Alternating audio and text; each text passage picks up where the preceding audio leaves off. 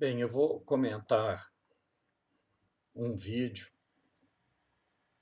feito por um ateu do canal Teologia Reversa. Eu vou colocar o link aqui embaixo para quem quiser ver o vídeo. É um vídeo rápido, não tem nem um minuto. E ele faz algumas indagações que eu pretendo responder. O vídeo se chama Do que é feito Deus? E ele se pergunta, Deus é feito do quê? Se ele criou todo o universo, ele é feito do quê? Bem, ele é feito da própria existência, né? Se Deus é a própria existência, ele é feito da própria existência. Aliás, se ele é o Criador, todo ato de criar vem de Deus, então não tem como Deus ser feito. Deus já é. O que é feito é a criação. Deus é por toda eternidade, né? Essa é a resposta que Deus dá a Moisés. Quando Moisés pergunta qual que é seu nome, aí Deus responde, eu sou. No presente, veja bem, eu quer dizer que é uma pessoa, sou está no presente. Ele é a própria existência ou o próprio sustentáculo da existência. E aí, esse ateu, eu não sei se eu posso falar o nome dele, porque eu ainda não conheço regras do YouTube. Eu tenho que ler, mas estou com preguiça. Mas ele coloca no vídeo, ele se pergunta também, aliás, pergunta para os cristãos do que Deus é feito, do que Deus é composto. Até Deus tem que ser composto de alguma coisa. Está errado. Deus é simples, Deus não é composto. Por quê? Bem, porque se imagina a existência, né? Se a existência se dividir em duas partes, para ser composto tem que ter pelo menos duas partes, né? Se a existência se divide em duas partes, o que está no meio dessa existência que se dividiu em duas partes? Bem, se o que está no meio é uma coisa que existe, então ela não se dividiu em duas partes, continua sendo uma existência por inteiro, uma existência completa.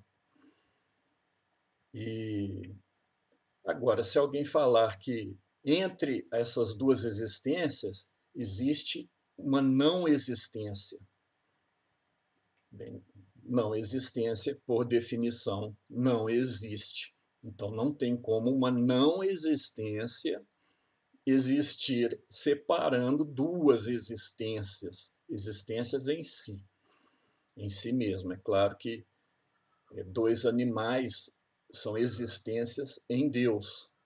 Deus é a existência em si mesmo, que sustenta todas as demais existências. Então, a existência pura não tem como ser separada. Por isso que se diz que Deus é uno, por isso que é monoteísmo, e é por isso que Deus é simples. Esse é uma verdade da razão.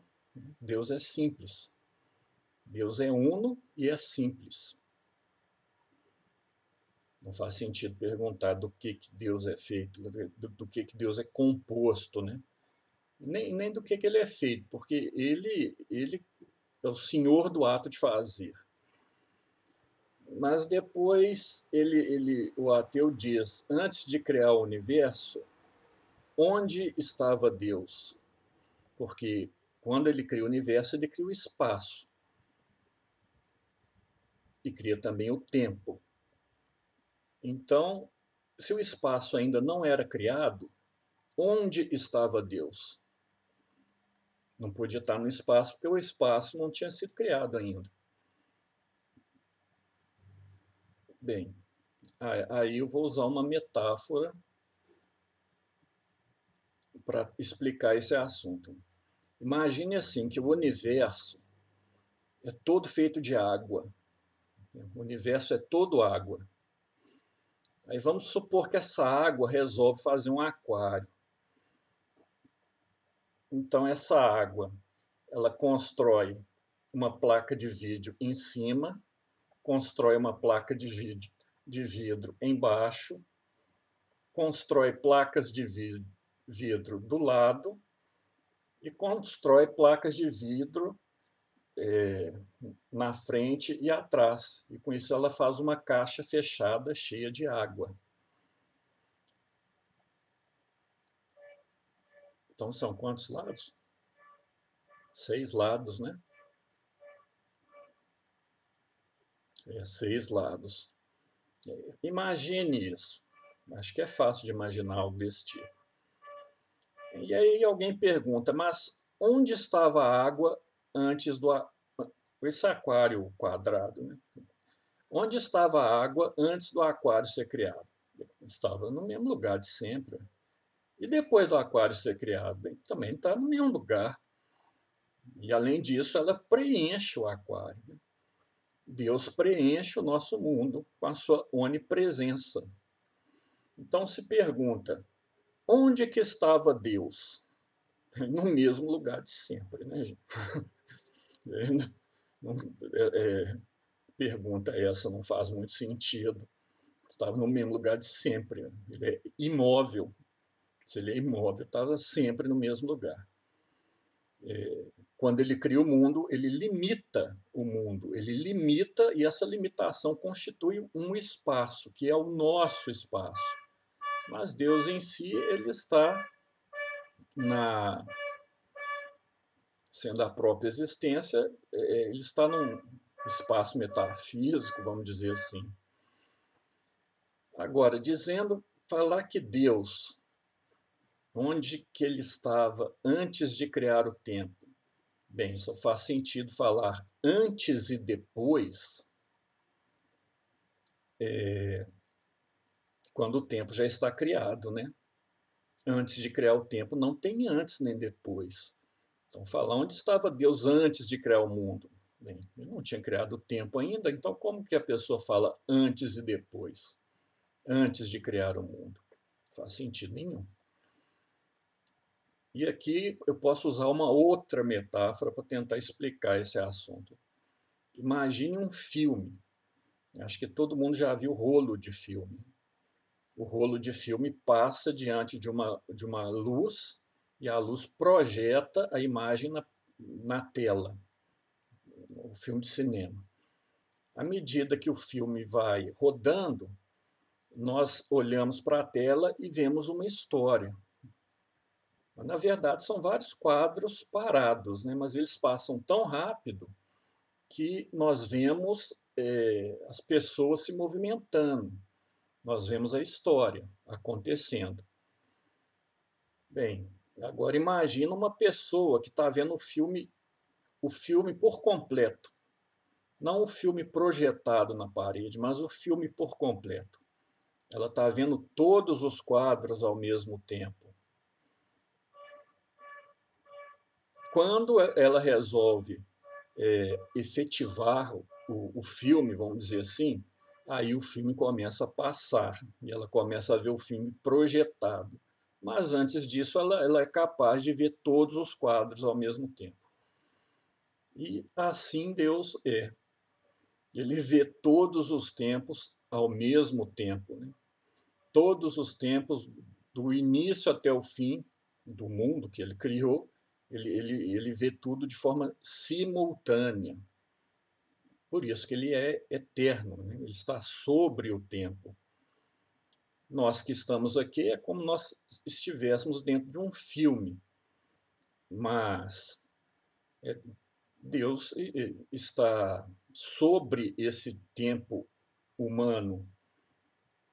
E o tempo humano, ele vê ele todos os momentos ele enxerga de uma vez só.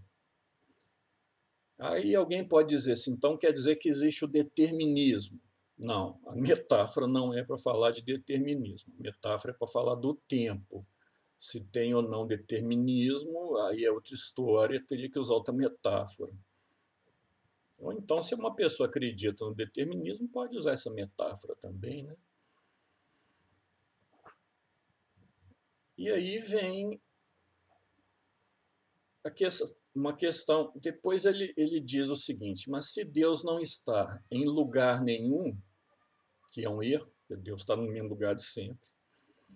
Se ele não está em lugar nenhum, e se ele não está em tempo algum, que também é falso, ele é eterno, ele é supratemporal, mas todos os tempos estão nele. Então, aí o ateu conclui com a frase: ele tem todas as características de um objeto que não existe. Presta atenção nessa frase. Deus tem todas as características de um objeto que não existe. Bem, aquilo que não existe, por definição, não existe. Para alguma coisa ter característica, ela tem que existir, né? Um objeto só é objeto se existe. Se não existe, não é objeto, é um nada. Então, como assim objeto que não existe? Que negócio que é esse? Que negócio de objeto que não... Características de um objeto que não existe. Se não existe, não tem característica. Se não existe, não é um objeto. Isso é um problema de linguagem, né? De predicação do ser. Na filosofia, o ser é dito de muitos modos. Então, falamos que do ser, falamos por analogias, porque se predica de muitas formas. Na modernidade vem o conceito esquisito de que o ser é unívoco e não análogo. Isso significa que do ser nós falamos só de uma forma. E aí surge o materialismo. O ser é o que no pensamento moderno? Só matéria. Matéria em movimento, só isso.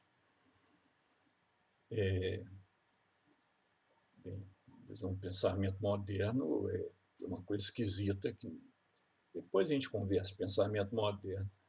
Agora, um objeto, ele não é apenas de forma relativa. Por exemplo, um cachorro não é um cavalo. Um gato não tem características de um cachorro. Uma árvore não tem características de um cavalo. O cavalo não é um boi. Agora, não tem como falar o cavalo é uma não existência. O que seria um objeto que não existe? O que seria características de um objeto que não existe? Eu não consigo imaginar nada, né? Aliás, nada. Porque se não existe, é nada. E se é nada, não tem característica nem é objeto. Aí alguém pode falar assim, então o coelhinho da Páscoa existe? Existe, gente. Mas não existe como um animal. Ele existe como uma figura de marketing. E o Papai Noel, bem, ele tem existe uma figura histórica que deu origem ao Papai Noel. Mas o Papai Noel existe? Também existe, também como uma figura de marketing, como uma personagem popular do século XX e XXI. Não existe como um ser humano, mas existe como uma figura pop. E um unicórnio? O unicórnio não existe? Existe. Ele não existe como animal empírico, mas como folclore ou como uma lenda, ele existe. É uma figura lendária. E, bem, o que mais? E o dragão invisível na garagem do livro do Carl Sagan, Antes que os Demônios Voltem. O dragão invisível na garagem existe? Existe. Existe como exemplo, existe como metáfora. Não existe como um animal invisível. Por definição, todo animal é visível, né? Pode não ser visível a olho nu, mas todo animal ele tem partes. Bem, que é visível. Pelo menos é material. todo animal tem uma matéria, né? E, então, uma coisa não existe em relação à outra. Agora, e Deus? Alguém pode dizer, Deus é uma figura lendária. Não, sou. Figura lendária, Deus é a própria existência, pelo menos da forma como os cristãos o conceituam.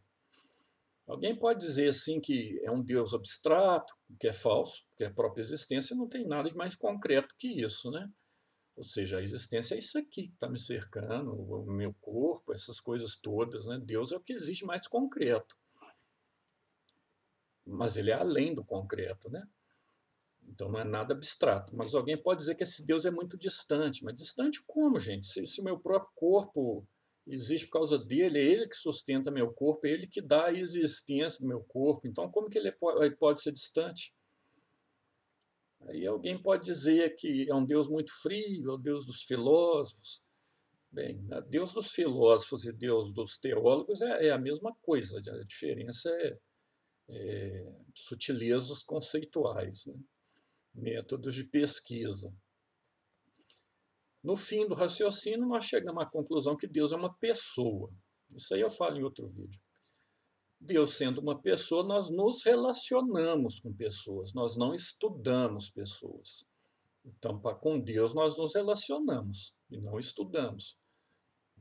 Mas então, por que eu estou estudando Deus, falando de Deus como se ele fosse um objeto, falando dele de forma fria? Porque ele deixa, né? Jesus Cristo deixou o apóstolo Tomé tocar nas feridas dele. Pode tocar aqui, Tomé. Mexe aí à vontade. Então, assim, Deus deixa a gente ficar cutucando as feridas dele, vamos dizer assim. Mas isso é apenas o começo de um raciocínio. No final, a gente sabe que ele é uma pessoa e nos relacionamos com ele.